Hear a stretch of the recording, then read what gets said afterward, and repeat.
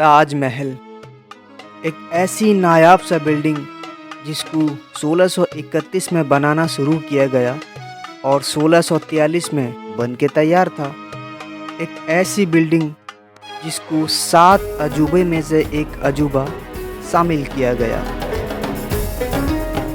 ताज महल उस वक्त बनाया गया था जब मुसलमानों की गोल्डन एज हुआ करती थी। मेरे दोस्तों, 16वीं सदी को मुसलमानों की गोल्डन एज कहा जाता है। उसी सदी में हिंदुस्तान में राज करने वाली मुग़ल सल्तनत अपने उरूज पे थी और उसी के ही सुनहरे दौर में बनाया गया था ताज महल। मेरे दोस्तों, ताज महल सुनहरे दौर में तो बनाया गया था, पर उसकी बनाने की जो वजह थी वो कोई खुशी नहीं थी बल्कि गम था। जब शाहजहां मुग़ल सल्तनत के बादशाह थे तो उनकी चहेती बीबी मुमताज़ महल हुआ करती थी, जिसको वो बहुत चाहते थे। मेरे दोस्तों, किस्सा कुछ यूँ है। मुमताज़ महल इंतकाल कर गई बुरहानपुर में जब उनकी 14वीं औलाद होने जा रही थी, तो लिहाजा ये ख़बर बादशाह के पास पहुंचाया गया। जैसे कि आप लोगों को पता है, मुमताज़ महल जो है शाहजहां की चहेती बीबी हुआ करती थी और शाहजहां ये ख़बर सुनकर गमगीन हो गए।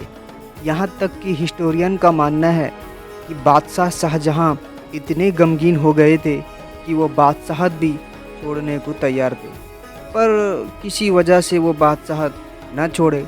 पर उस वक्त एक फ़ैसला ज़रूर ले लिया गया जिसके नतीजे में आज हम ताज महल खड़ा देख सकते हैं। दरअसल बादशाह शाहजहां मुमताज़ महल की चाह में एक मकबरा बनाने की सोच रहे थे। पहले तो मैं बता दूं, ताज महल बुरहानपुर में ही बनना था, क्योंकि मुमताज़ महल की इंतकाल बुरहानपुर में हुई थी। इस वजह से बुरहानपुर में ताज महल ताप्ती नदी के किनारे बनाया जाना था, पर चूँकि वहाँ की ज़मीन ठोस न निकली, जिसकी वजह से ताज महल को आगरा यमुना नदी के किनारे बनाने का फ़ैसला लिया गया।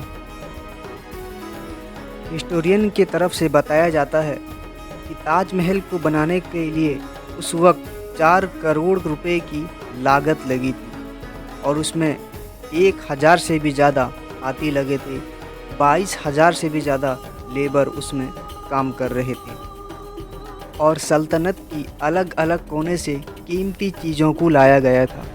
आज के चीन, ईरान, अफ़गानिस्तान और रियासत हिंदुस्तान के राजस्थान, बल्कि कई सारे कीमती चीज़ तो अरब से भी लाया गया था। और आखिरकार कारीगरों की कड़ी मेहनत के बाद सन 1643 में ताज महल बन के तैयार था।